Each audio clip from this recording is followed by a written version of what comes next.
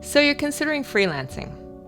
Maybe you've heard it allows for a better work-life balance, or maybe the company you currently work for is trimming its internal workforce and outsourcing more work to freelancers, and you want to be ready in case that's you someday. Whatever your reasons, you're certainly not alone. Freelance numbers have grown immensely in the past few years and now comprise 35% of the workforce.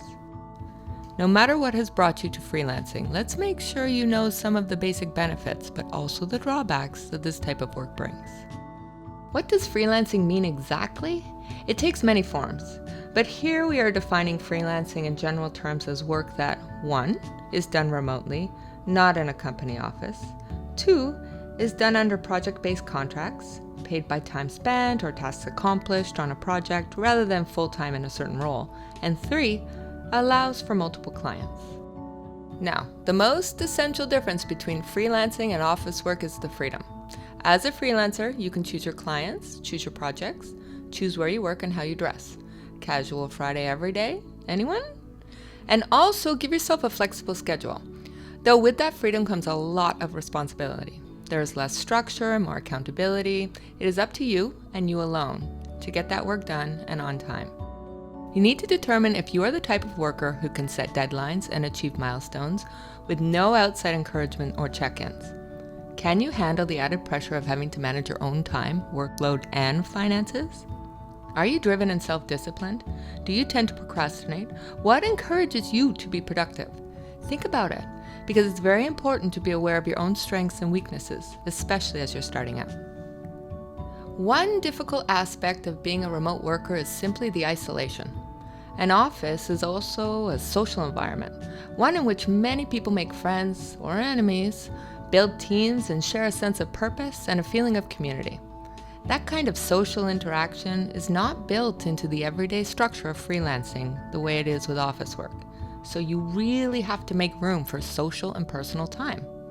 Moreover, if you are the type of person who is motivated by working closely with others, you will need to determine how best to motivate yourself to get the work done in isolation.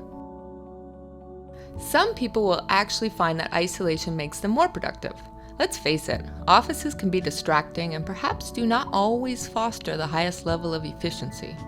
For some, it is possible to get much more accomplished when you are on your own, free from any micromanagement by supervisors or the mind games of office politics. So are you the type of worker who will benefit from this lack of structure?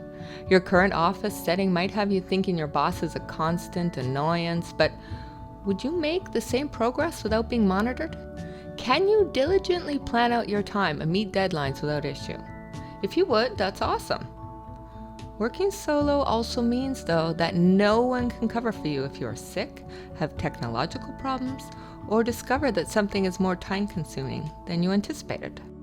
You should incorporate buffer time into your project schedules to account for any unforeseen issues. Freelancing is a tricky balance. Make room for breaks and personal time off so you don't burn out. Schedule more free time? Sounds easy and may be counterintuitive, but seriously, put in the effort to get out of the house, especially if that is your workspace, to be with other people and away from work. The harder you work and the longer hours you put in, the more important this will be. For some, one of the most appealing aspects about freelancing is the ability to put in longer hours and more days, taking on more projects and making more money than can be possible in the standard 40-hour week. If that's you, just remember to keep an eye on your work-life balance and personal well-being, most especially when setting those ambitious financial goals. Speaking of finances, there are differences when it comes to freelancing. For one, freelancers don't receive a regular paycheck every couple of weeks. Instead, invoices are submitted at the end of each project, and then there is often a delay in payment, which you should account for in your financial planning. Be diligent about your personal bookkeeping by consistently keeping track of how much you have, how much you are owed, and when you expect it. Plan out what you need to make to cover your costs and achieve a profit. You mustn't be afraid to set the rates that you need, even if you think they sound high, or to follow up with clients if a payment is not received when expected. A company will no longer be taking care of these things for you, and they will also not be providing you with any cushy benefits to supplement your income. Sadly, paid time off is one such benefit. For a freelancer, there are no paid vacation days or sick leave, and also, this can be a big one depending on where you live, no insurance benefits of any kind. It's a good idea to look into the cost of individual health and dental insurance, or estimate expected medical expenses in general, and factor those into your budget as well, so you're not caught unprepared if you have a sudden illness or injury, or even if you just want to have regular checkups. Finally, remember your taxes. This is an area that many new freelancers forget to consider and then find themselves scrambling to make up for when the tax season comes around. Income tax will not be deducted from your payments as a freelancer, so you need to set that money aside for yourself. Do your research on what percentage of your income should be saved for taxes and whether you are required to pay incrementally throughout the year or all at once when filing. On the plus side, you are able to write off any business-related expenses on your tax return. So if you work at home, don't hesitate to include part of your rent, electricity, internet, and phone bills as business expenses, as is appropriate to your type of work. No company is covering these basic office needs for you, so you are definitely entitled to any savings this will bring you in terms of taxes owed. Your success in freelancing will depend entirely on you and your decisions. You will need to know the market you are working in and stay up to date on developments in your industry, as well as the value of your skill set or product, allowing you to set marketable prices for your services and approach clients that you genuinely want to work for. As a freelancer, it's important to know your clients and establish relationships of mutual trust over time. You deliver high-quality service and they provide timely payment. Research all potential clients before you start working with them to learn how they operate, about their general shareholders, long-term plans, and general corporate culture.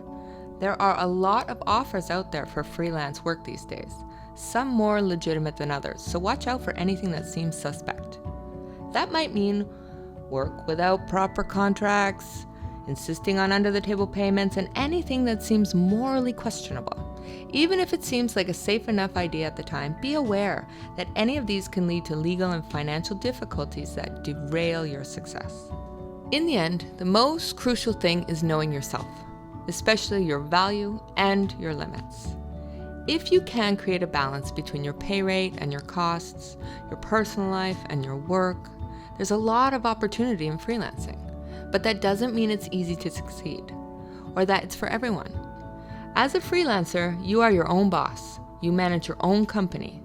Knowing your own strengths and weaknesses will help you embrace all the power and possibility that comes with freelancing, so you can create your own success and secure your financial future.